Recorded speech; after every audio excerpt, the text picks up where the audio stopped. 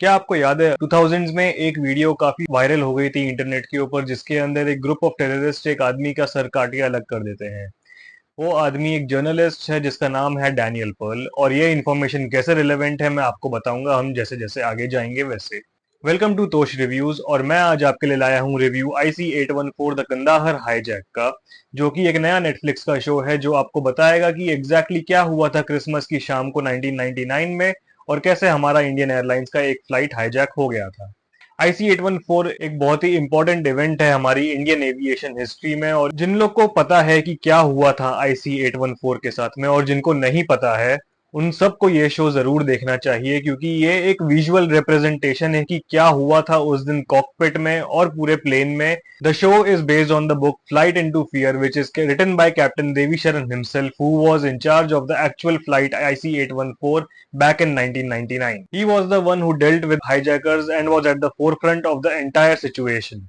इस शो के चारों सेंट्रल एक्टर्स विजय वर्मा, पंकज कपूर, नसीरुद्दीन शाह और मनोज पाहवा ने बहुत ही बढ़िया काम किया है इस शो को कैरी करने के लिए। विजय वर्मा ने स्पेशली एक बहुत ही स्टैंड आउट परफॉर्मेंस दी है, क्योंकि उन्होंने अपने चेहरे पर ये एक्सप्रेशन हर वक्त रखा है कि उनको डर भी लग रहा है, उनको गुस्सा भी आ रहा है, लेकिन वो फिर भी अपनी हिम्मत नहीं तोड़ रहे ताकि उनके पैसेंजर्स की भी हिम्मत ना टूटे। सपोर्टिंग कास्ट में आपको दिखेंगे कुमुद मिश्रा, दिव्येंदु भट्टाचार्य, दिया मिर्जा और पत्रलेखा, जिन्होंने अपनी पूरी सहायता दी है इस शो में चार चांद लगाने गए।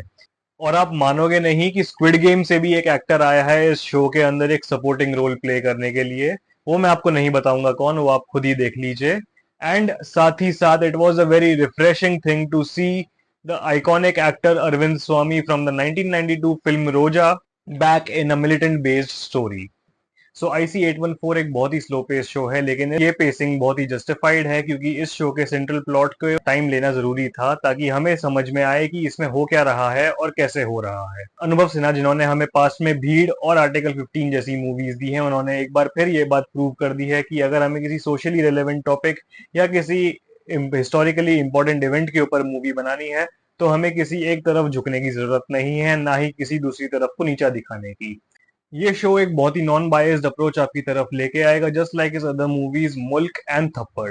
इस शो के एंड तक आते आते आपको ये भी पता चल जाएगा कि international terrorist Osama bin Laden का इस हाईजैकिंग में किस लेवल का इन्वॉल्वमेंट था, और जो 3 टेररिस्ट इंडिया ने रिहा किए as part of the negotiations, उन्होंने आगे जाके क्या क्या कांड किए, which by the way includes the 2001 Indian parliament attack, 2002 kidnapping and beheading of Daniel Pearl, 26/11 Mumbai attacks, and the 2019 Pulwama attack. So, in a way, this show is very informative and a must watch for people across all ages. So, ये था मेरा review IC-814 the Kandahar hijack का। अगर आपको अच्छा लगा तो like कीजिए, शेयर कीजिए और सब्सक्राइब भी कीजिए, और अब मिलेंगे अगले वीडियो में। Thank you.